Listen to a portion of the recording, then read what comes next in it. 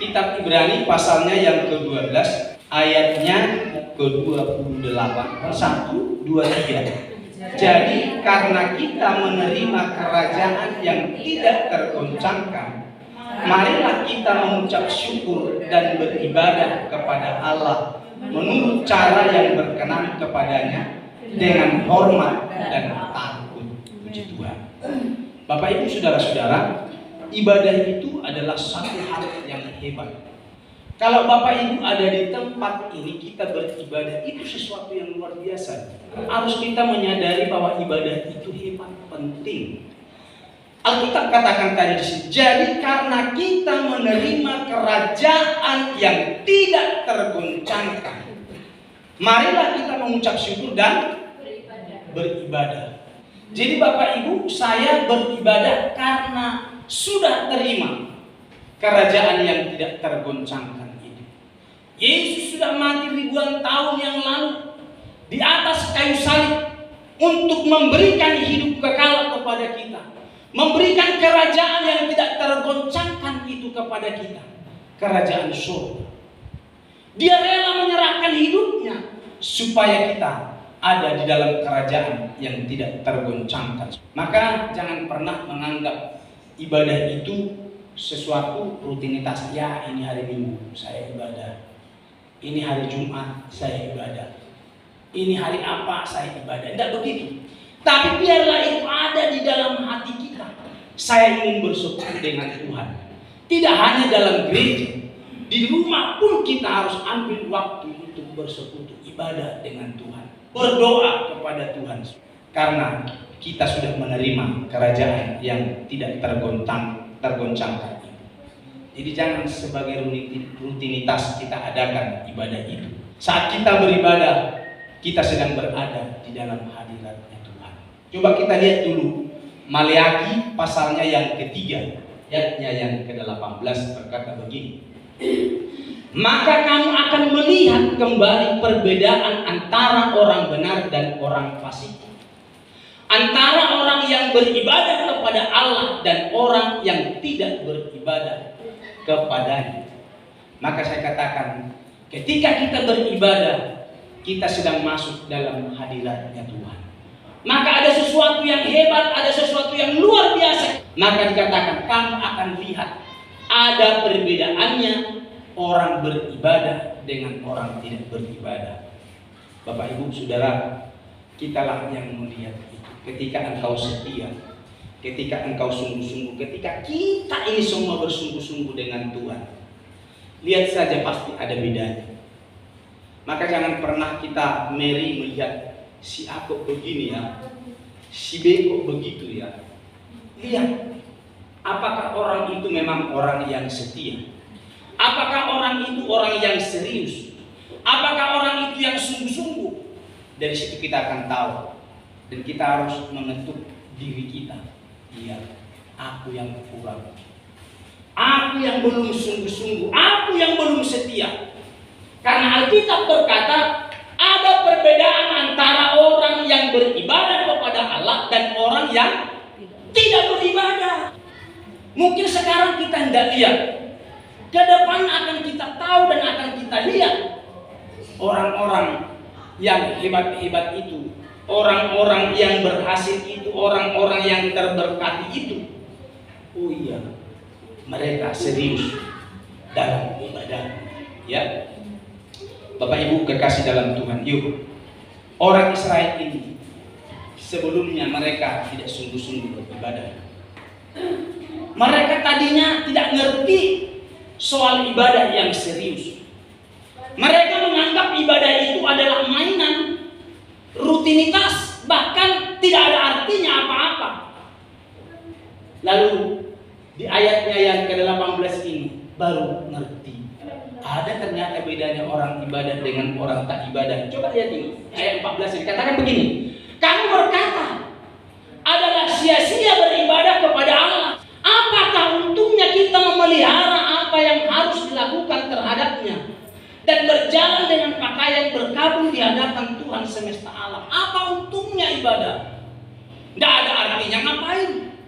Biasalah. Ya saudara-saudara, Ini sebelumnya begitu orang Israel ini. Mereka anggap ibadah itu sesuatu yang tidak ada nilai.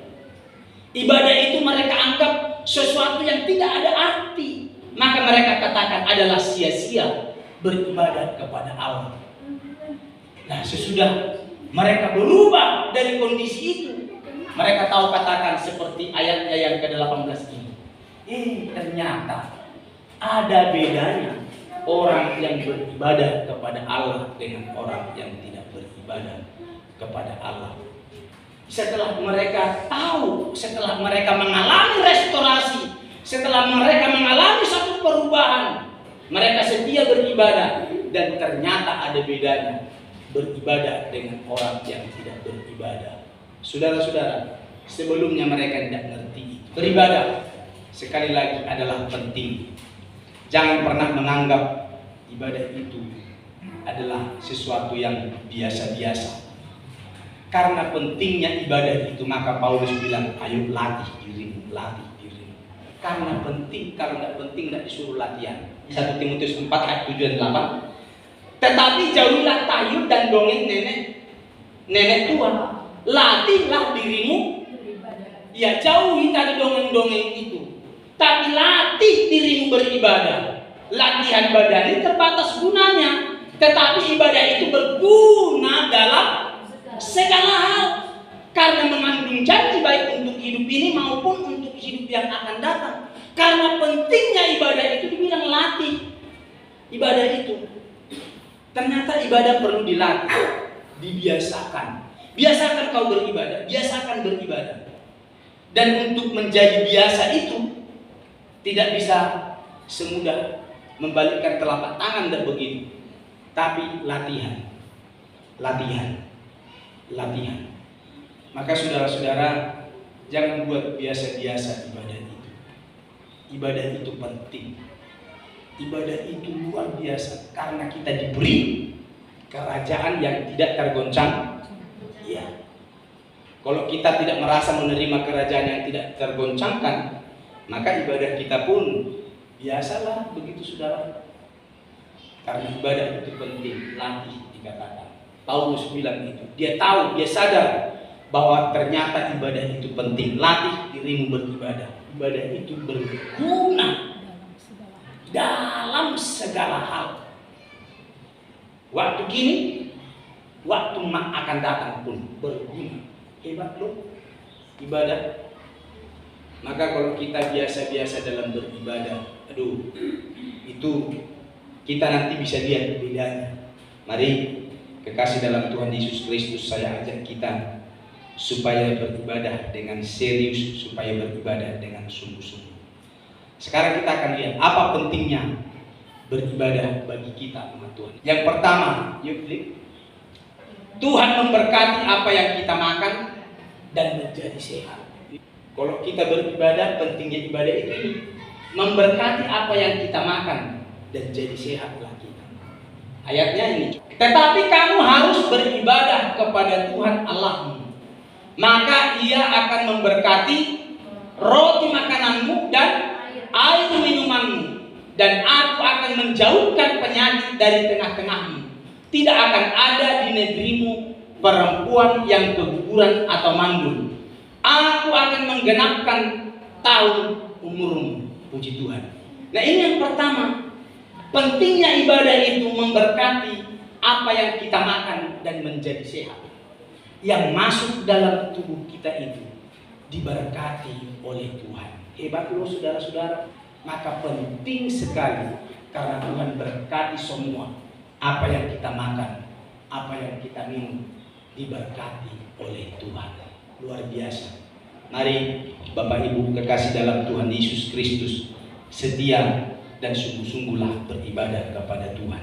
Siapa yang tidak senang kalau kita diberi sehat, diberkati makanan kita? Karena kesehatan itu mahal, saudara-saudara. Banyak orang bisa makan tapi tidak sehat, tapi kita akan menjadi sehat. Kita lihat ada satu contoh seorang bernama Daniel.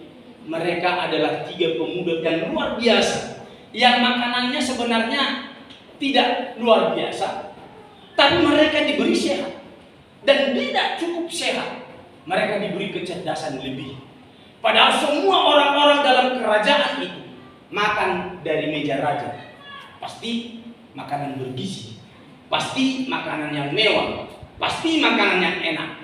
Daniel dan temannya, mereka hanya makan biasa, tapi diberkati Tuhan. Jadi kalau kita, mungkin makananmu tidak seperti makanan orang istana, tidak seperti makanan orang-orang kaya di sana yang bisa makan di sini lalu besok makan di Singapura tadi. Saudara-saudara, kalau kita mau bersungguh dengan Tuhan, semua diberkati apapun yang kita makan. Karak kita makan, kau diberkati. Sambal kita makan, kau diberkati. Coba lihat ini contoh. Daniel 1 ayat 17-20. Kepada keempat orang muda itu Allah memberikan pengetahuan dan kepandaian tentang berbagai-bagai tulisan dan hikmat. Sedang Daniel juga mempunyai pengertian tentang berbagai-bagai penglihatan dan mimpi. Setelah lewat waktu yang ditetapkan raja bahwa mereka sekalian harus dibawa menghadap, maka dibawalah mereka oleh pemimpin pegawai istana itu ke hadapan Nebukadnezar. Raja bercakap-cakap dengan mereka, dan di antara mereka sekalian itu tidak didapati yang setara dengan Daniel, Hanaya, Misael, dan Asaria. Maka bekerjalah mereka itu pada raja, dan tiap-tiap hal yang memerlukan kebijaksanaan dan pengertian yang ditanyakan raja kepada mereka, didapatinya bahwa mereka 10 kali lipat lebih cerdas daripada semua orang berilmu dan semua ahli jampi di seluruh kerajaan Nebukadnezar. Coba lihat di atasnya apa yang dimakan. Nah, coba 16 yang dikatakan. Kemudian pencengang itu selalu mengambil makanan mereka dan anggur yang harus mereka minum, lalu memberikan sayur kepada mereka. Hanya tempo 10 hari. Kalau lihat ayat ini, hanya tempo 10 hari, tidak berbulan-bulan. Dibuat satu pertandingan. Kamu makan yang enak dengan raja, semeja dengan raja. Tapi ini Daniel dan rekan-rekannya ini tidak perlu makan begitu. Ternyata sayur yang dimakan Daniel itu diberkati Tuhan. Tidak ada daging di situ, tidak ada juga seafood, tidak ada, saudara-saudara, cuma sayur. Tapi sungguh yang itu pun diberkati oleh Tuhan. Maka saya katakan kepada kita semua, apapun makanan kita, apapun makanannya, kau akan diberkati oleh Tuhan. Jadi tidak tergantung apa yang engkau makan, tapi bagaimana kita dengan Tuhan. Itu saja. Daniel tidak memakan seperti apa yang dimakan oleh raja-raja. Ternyata dia jauh lebih cerdas. Coba kembalikan ke atas tadi. Dalam tiap-tiap hal memerlukan kebijaksanaan dan pengertian yang ditanyakan raja kepada mereka, didapatinya bahwa mereka 10 kali lebih cerdas daripada semua orang berilmu. Coba, mereka sudah punya pengetahuan hebat, tapi itu belum sebanding dengan pengetahuan Daniel yang karena mereka punya makanan yang berbeda, ya. Dan semua ahli jampi di seluruh kerajaan Nebukadnezar. Hebat, saudara. Ibadah itu penting karena Tuhan akan memberkati makanan dan minuman kita menjadi sehat. Yang kedua, apa pentingnya beribadah bagi kita? Tuhan membuat perbedaan hasil usaha yang beribadah dan tidak beribadah. Tuhan membuat perbedaan hasil usaha. Bapak Ibu, kalau kita berusaha ada bedanya. Ini Keluaran 9 ayat 1 sampai ayatnya yang ke-7. Berfirmanlah Tuhan kepada Musa, pergilah menghadap Firaun dan berbicaralah kepadanya. Beginilah firman Tuhan Allah orang Ibrani. Biarkanlah umatku pergi supaya mereka beribadah kepadaku.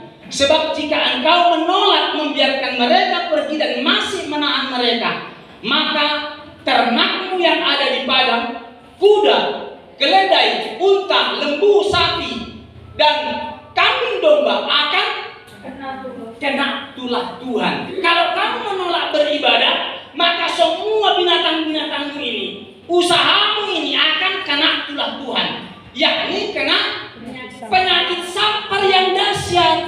Ada bedanya hasil usaha yang beribadah dengan tidak beribadah. Maka dikatakan, dan Tuhan akan membuat perbedaan antara ternak orang Israel dan ternak orang Mesir, sehingga tidak ada yang akan mati seekor pun dari segala ternak orang Israel. Tidak ada yang mati. Tapi ternaknya yang lain itu hangus mati. Dan Tuhan melakukan hal itu keesokan harinya. Segala ternak orang Mesir mati, tetapi dari ternak orang Israel tidak seekor pun yang mati. Ternak orang Mesir pada mati, tapi ternak orang Israel tidak seekor pun yang mati. Hebat, saudara-saudara. Lalu Firaun menyuruh orang ke sana, dan sesungguhnya lah dari ternak orang Israel tidak ada seekor pun yang mati. Tetapi Firaun tetap berkeras hati dan tidak mau membiarkan bangsa itu pergi. Hanya untuk ibadah loh diminta. Kami mau beribadah, tidak boleh, jangan. Macam-macam aja kamu mau beribadah.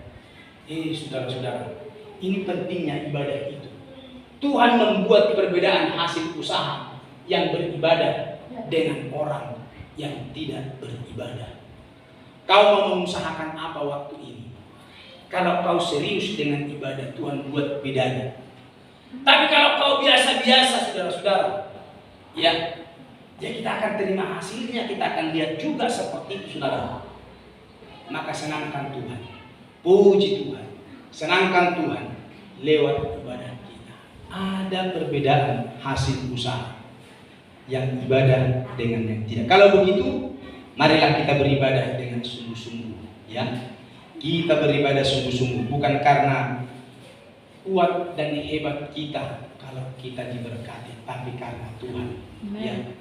Karena Tuhan, maka ayo ibadah sungguh-sungguh. Jadi jangan kita berpikir kalau kita diberkati itu karena kuatku, karena hebatku. Tidak sama sekali, tapi semua karena Tuhan. Ulangan 8 ayat 17 sampai 20. Maka janganlah kau katakan dalam hatimu, kekuasaanku dan kekuatan tangankulah yang membuat aku memperoleh kekayaan ini. Tetapi haruslah engkau ingat kepada Tuhan Allahmu, sebab Dialah yang memberikan kepadamu kekuatan untuk memperoleh kekayaan, dengan maksud meneguhkan perjanjian yang diikrarkannya dengan sumpah kepada nenek moyangmu seperti sekarang ini. Tetapi jika engkau sama sekali melupakan Tuhan Allahmu dan mengikuti Allah lain, beribadah kepadanya dengan sujud menyembah Allah lain tadi, aku memperingatkan kepadamu hari ini bahwa kamu pasti mati. Seperti bangsa-bangsa yang dibinasakan Tuhan di hadapanmu, kamu pun akan binasa, sebab kamu tidak mendengarkan suara Tuhan. Kita lihat di sini bahwa bukan karena kuat dan hebat kita diberkati oleh Tuhan, tapi semua karena Tuhanlah yang menjadikan kita begitu. Tapi haruslah engkau ingat kepada Tuhan Allah, sebab Dialah yang memberikan kepadamu kekuatan untuk memperoleh semua kekayaan. Kau kuat karena Tuhan, bukan karena kau sendiri. Nyatanya kalau kita sakit, minta Tuhan kan sembuhkan begitu. Maka dengan itu, yuk ingatlah kepada Tuhan. Haruslah engkau ingat kepada Tuhan Allah, sebab Dialah yang memberikan semuanya itu kepada kita.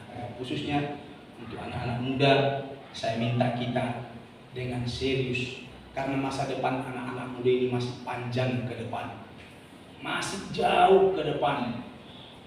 Jangan sampai kita menjadi orang-orang yang gagal bisu. Anak-anak muda ini, ayo serius dari sekarang. Saya yakin keberhasilanmu ditentukan dari saat ini, bukan karena kuat dan hebatmu, bukan. Belajar penting, tapi jangan pernah lupa kepada Tuhan. Maka saya ingatkan kepada kita, khususnya anak muda ini, yuk cintai Tuhan, serius kau dalam beribadah, jangan pernah bermain-main, karena masa depanmu ditetapkan dari hari ini. Kita akan menyesal setelah menjadi tua. Puji Tuhan. Mari kita lebih serius. Yang ketiga, kita lihat pentingnya kita beribadah. Tuhan menambahkan segala sesuatu buat kita. Segala sesuatu, termasuk pengetahuan. Tadi Daniel dan kita lihat, diberi pengetahuan lebih daripada orang-orang lain di kerajaan Nebukadnezar. Matius 6 ayat yang ke-33. Tetapi carilah dahulu kerajaan Allah dan kebenarannya, maka semuanya akan ditambahkan kepadamu. Dahulukan Dia, utamakan Dia, datang kepada Tuhan, beribadah dengan sungguh-sungguh kepada Tuhan. Semua itu akan ditambahkan kepada kami, kepada kita. Ini pentingnya ibadah. Kita akan diberi kelebihan-kelebihan kalau kita mencari kerajaan Allah. Nah, di mana itu? Di dalam ibadah itu. Kita tidak temukan kebenaran di luar sana. Tidak. Cari dahulu kerajaan Allah dan kebenarannya. Cari di mana? Lewat persekutuan kita dengan Tuhan, lewat ibadah kita kepada Tuhan. Semua akan ditambahkan kepada kita. Ini yang penting buat kita. Cari dahulu, utamakan Tuhan. Mari kita lihat lagi orang yang beribadah. Ini yang terakhir. Bani Korah teladan yang baik dalam ibadah. Mazmur 84 ayat 3 ayat 5 ayat yang ke-11 dikatakan begini. Jiwaku hancur karena merindukan pelataran-pelataran Tuhan. Hatiku dan dagingku bersorak-sorai kepada Allah yang hidup. Berbahagialah orang-orang yang diam di rumahmu, yang terus-menerus memuji Engkau. 11-nya. Sebab lebih baik satu hari di pelataran Tuhan daripada 1000 hari di tempat yang lain. Lebih baik berdiri di ambang pintu rumah Allahku daripada diam di kemah-kemah orang fasik. Bani Korah adalah teladan yang baik dalam beribadah. Raja Daud juga adalah seorang teladan yang baik dalam beribadah. Mereka adalah orang yang serius beribadah. Maka dikatakan oleh pemazmur ini, yaitu Bani Korah, jiwaku hancur karena merindukan pelataran Tuhan. Dia menangis. Dia ingin tetap dekat dengan Tuhan. Senang sekali kalau namanya bersekutu dengan Tuhan. Bapak Ibu kekasih dalam Tuhan, berapa banyak di antara kita kalau ibadah rasanya bosan. Kenapa saya katakan begitu? Saya ngalami. Tapi ini lihat ini firman. Jiwaku hancur karena merindukan pelataran Tuhan. Hatiku dagingku bersorak-sorai kepada Allah yang hidup. Coba, hatiku dagingku bersorak-sorai katanya. Berbahagia orang yang diam di rumahnya, yang terus-menerus memuji-muji Engkau.